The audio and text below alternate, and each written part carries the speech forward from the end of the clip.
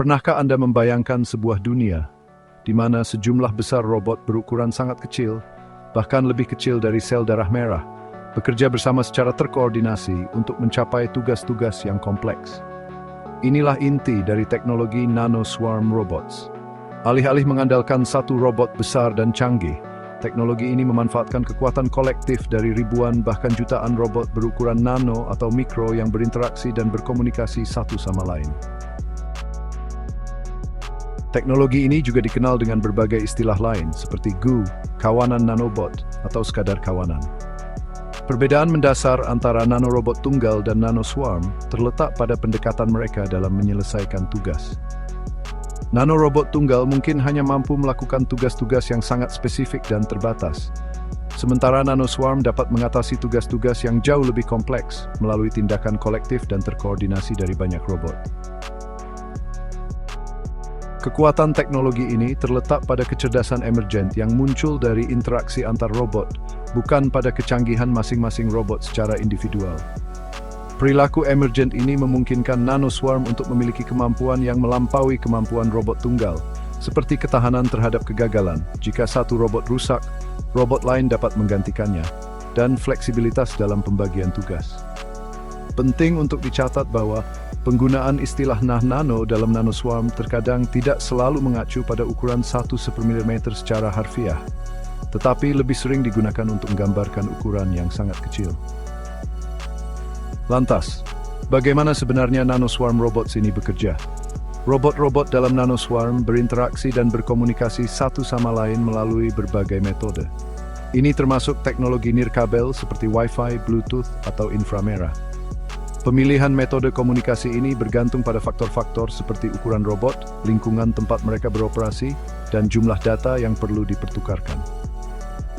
Komunikasi inframerah memiliki keunggulan karena sifatnya yang reaktif terhadap lingkungan terdekat mirip dengan interaksi dalam kawanan alami.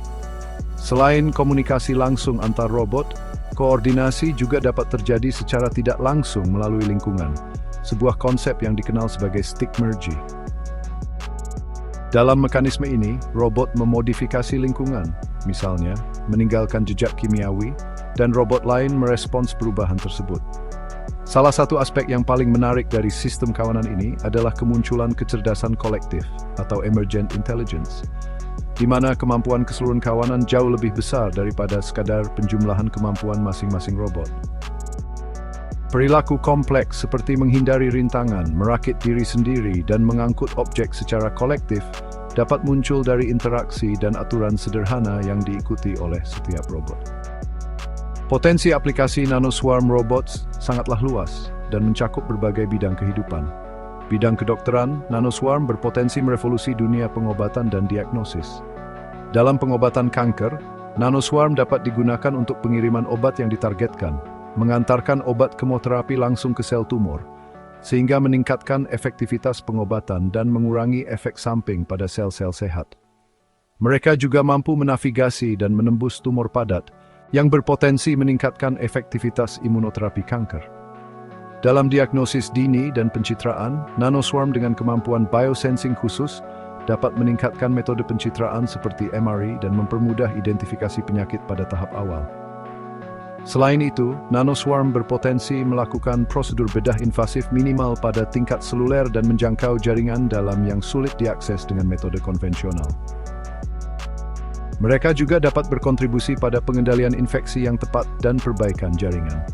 Bahkan, berbagai jenis nanorobot dalam satu kawanan dapat dirancang untuk fungsi spesifik, seperti pharmaceutes untuk injeksi obat, microbivores untuk menghancurkan infeksi, respirocytes untuk transportasi oksigen, dan clotocytes untuk menghentikan pendarahan. Bidang manufaktur, nanoswarm dapat meningkatkan efisiensi dan kualitas dalam proses manufaktur dengan melakukan tugas-tugas seperti perakitan skala nano, kontrol kualitas, dan penanganan material. Mereka menawarkan fleksibilitas dalam pembagian tugas dan dapat beradaptasi dengan perubahan kebutuhan produksi. Kawanan robot dapat bekerja sama untuk merakit produk, memindahkan material, dan memeriksa dengan cacat yang berpotensi mengurangi waktu produksi. Bidang lingkungan, nanoswarm dapat dimanfaatkan untuk pemantauan lingkungan. mengumpulkan data mengenai kualitas udara dan air, serta melakukan observasi oseanografi.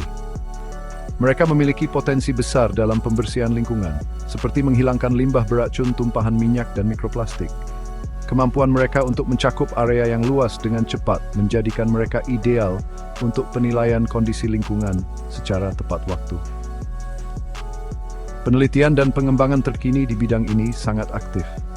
Proyek Swarm di University of Bristol misalnya, fokus pada aspek etika dan regulasi terkait uji klinis pertama pada manusia yang menggunakan nanoswarm untuk terapi kanker.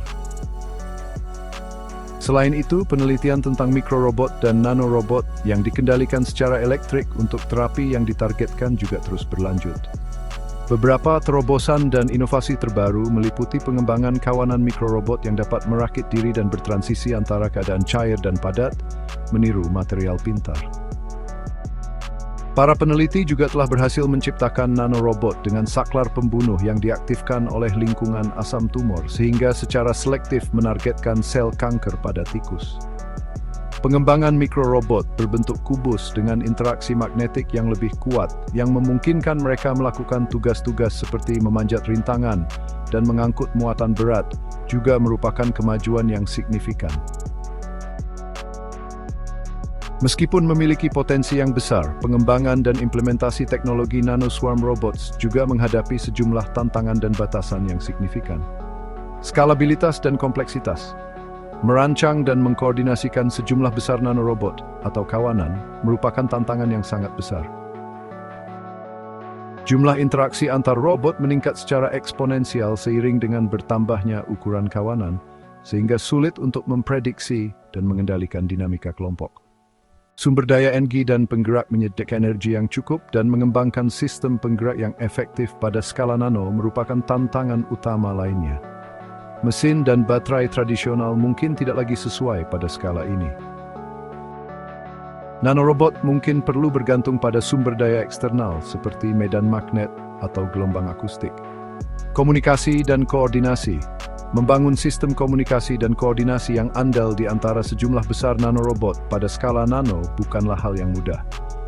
Komunikasi radio dan transmisi data mungkin tidak memungkinkan karena batasan ukuran. Lingkungan operasi.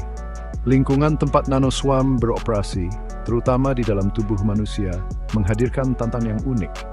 Sifat kental darah pada skala nano dapat menghambat pergerakan robot.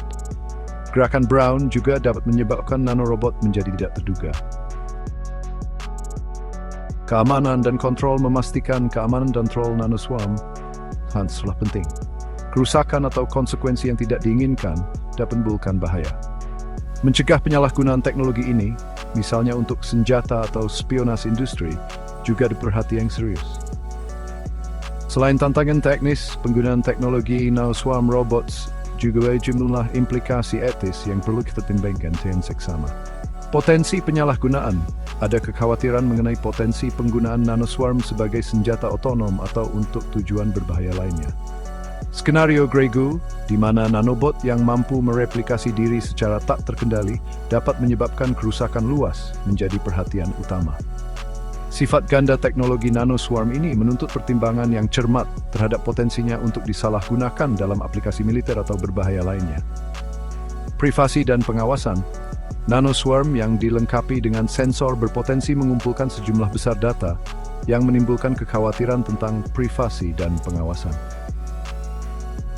Strategi mitigasi dapat mencakup pemrosesan data di perangkat itu sendiri dan penghapusan data setelah digunakan. Dampak sosial dan ekonomi. Potensi otomatisasi yang dibawa oleh nanoswarm dalam manufaktur dan sektor lainnya dapat menyebabkan hilangnya pekerjaan dan peningkatan ketidaksetaraan ekonomi. Oleh karena itu perlu dipertimbangkan program pelatihan ulang dan strategi lain untuk mengurangi dampak negatif ini. Regulasi dan tata kelola. Pengembangan dan implementasi teknologi nanoswarm memerlukan kerangka kerja etis dan perlindungan regulasi untuk memastikan penggunaan yang bertanggung jawab. Proyek Swarm misalnya, secara khusus meneliti etika dan regulasi terkait uji klinis pertama pada manusia untuk nanoswarm. Nanobot medis diperkirakan akan jadi semakin canggih, mampu melakukan berbagai fungsi dan bertindak sebagai kapal selam nano di dalam aliran darah. Kemajuan dalam ilmu material akan mengarah pada pengembangan material biokompatibel dan responsif terhadap rangsangan untuk nanorobot. Konvergensi nanoteknologi dengan kecerdasan buatan dan material canggih akan mendorong kemajuan signifikan kemampuan dan aplikasi nanoswarm robots. Dalam bidang kedokteran, mereka berpotensi merevolusi diagnostik, pengiriman obat, dan terapi regeneratif. Potensi aplikasi teknologi nanoswarm mencakup berbagai bidang yang menunjukkan dampak transformatif pada berbagai aspek kehidupan manusia dan industri di masa depan. Dampak jangka panjang teknologi nanoswarm akan sangat bergantung pada kemampuan kita untuk memanfaatkan potensi manfaatnya sambil mengurangi risiko terkait melalui pengembangan yang bertanggung jawab dan tata kelola etis. Teknologi ini berpotensi memberantas penyakit, memobilisasi dan mengatasi tantangan global seperti polusi atau sumber daya. Tulis pendapatmu di kolom komentar. Jangan lupa subscribe dan nyalakan loncengnya agar tidak ketinggalan info menarik lainnya.